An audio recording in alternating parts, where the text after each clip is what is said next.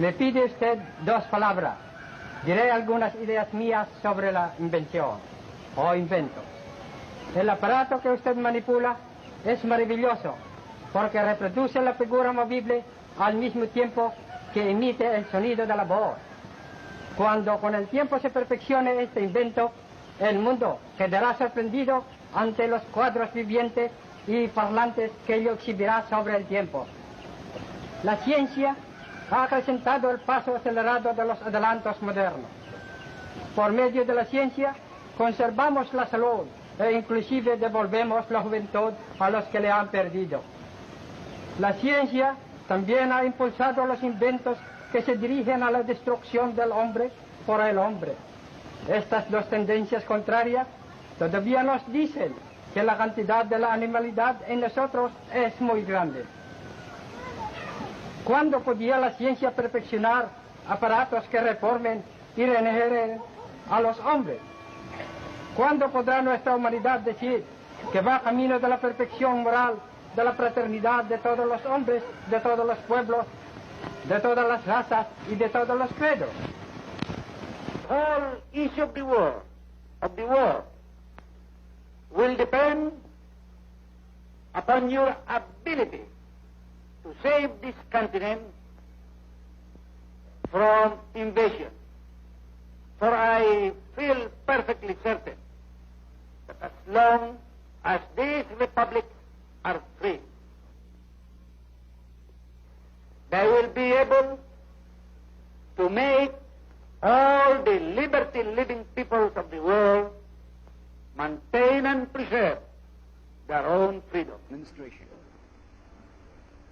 Ika-14 ng Oktubre, taong 1943. Isang taong singkad, buhat noon hanggang ngayon, na naitayo natin ang bagong Republika ng Pilipinas sa hirap na ito na dinadanas ng ating bayan. Nahanda ako na magpatuloy sa daang makikita ninyo na aking inilalagda sa pamamagitan ng tulong ng aking mga kasamahan sa pamahalaan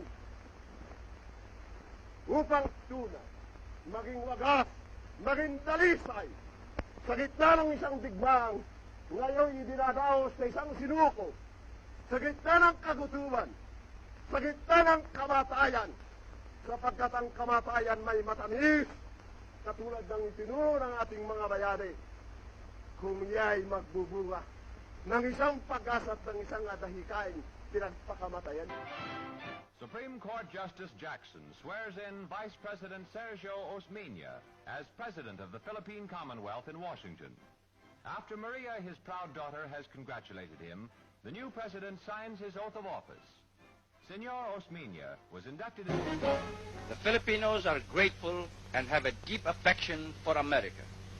Although the color of our skin is brown, the temper of our minds and our beliefs is almost identical with yours. The Philippines, in government system and tradition, is a replica in miniature of the United States. There has been transplanted to a land 10,000 miles across the seas, the seed of American democracy. If a prosperous and free democracy can be built in the Philippines upon the ruins of war, the prestige of America and the American way of life will be raised to towering heights, and the millions of people of the Far East will look to us and to you as their models. Por el cálido recibimiento y por los honores a ella dispensados. La legendaria galantería hispana ha rebasado sus límites, dando al mundo la más hermosa lección de diplomacia, porque toca al corazón. Nada halaga tanto mi vanidad de padre y jefe ejecutivo de la nación como el pensar que el tránsito fugaz de mi hija por tierras españolas ha sido una chispa, ha encendido la hoguera que ha de alumbrar el destino de los dos pueblos. Victory in the Philippine elections. His wife and daughter can now reclaim the one-time mechanic and World War II hero who rose to become constitutional head of the infant Philippine Republic and her 20 million people.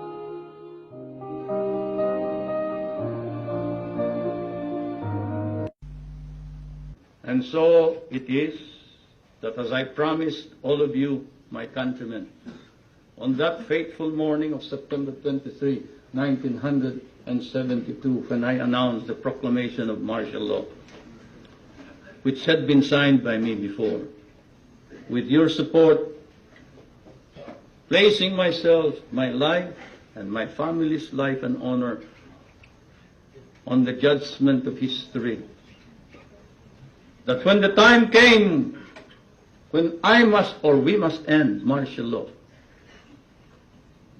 and that time could not be foreseen then, I would be the first to move and initiate the termination of martial law.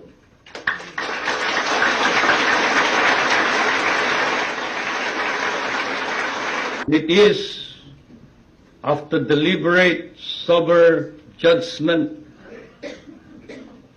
and soul searching that I come before you and say, it is now time to terminate martial law. You see, at that time, Mount St. Vincent did not have a course for political prisoners, so I did not get that instruction here. Anyway, as I said, it was my husband who taught me all about political prisoners, on democracy, and on human rights. And so this is where my learning went into full gear.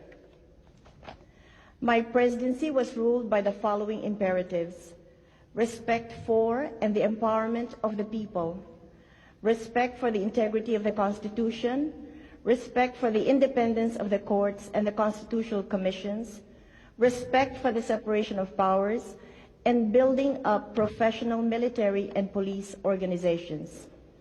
President Ramos's term will be over next year. It is true there are some people who would like him to continue given the economic gains, but I have categorically stated my position that I am against any changes to the Constitution at this time because such a move will be divisive.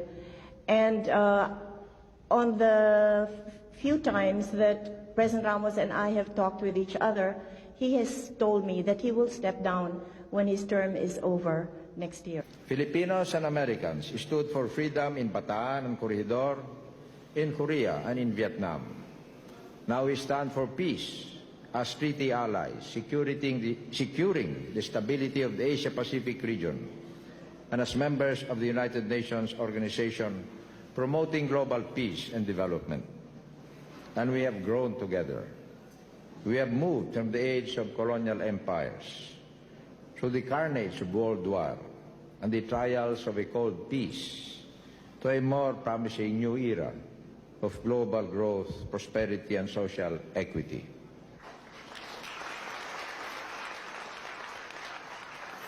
the business community. Market reform and productivity, social reform and democracy. These are the pillars of our new era, where human liberation and human development, as in the Philippines, are proven to work best when applied together in pursuit of the common good. Through it all, we, Filipinos and Americans, have remained bound to one another by the love of freedom, the adherence to democracy, and the respect for individual and community that distinguish every free people. Malubha ang lagay ng ating ekonomiya at namimiligro ang kabangyaman ng ating bansa. The problems we face are such magnitude as to require nothing less than heroic and concerted action. We must move upon them as a single community bound together by common rules that we all agree to respect and obey.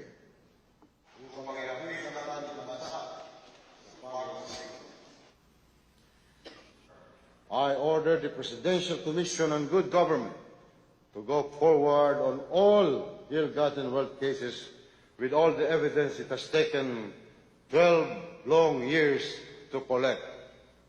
No more delay. My fellow Filipinos, we come together tonight as we approach a hallmark of democracy for our great nation, the smooth transition of power to a new leader. We have just come through a historic election. It was open and it was modern. As a result, we were able to declare winners in hours and days rather than weeks and months. The face of politics in our nation has changed forever. Kahit kaliwat kanan na ang ebidensya ng pagbabago, mayroon pa rin kontra sa Dangmatuin. Ang hirit nila, mabagal daw tayo. Kapag sila raw ang naging Pangulo, sigurado gaganda ang buhay. Sa mga medyo maedad po, ang isasagot natin, ganon. Sabay taas raw po ng kilay. Para naman sa kabataan, iba na raw po ang sagot nila sa ganong pahayag. Ang tugon daw ang uso ngayon di wow. Paano nila gagawin ang mga pangakong yan? Ang sagot nila, basta. Nasaan ang detalye at konkreto mga plano? Basta.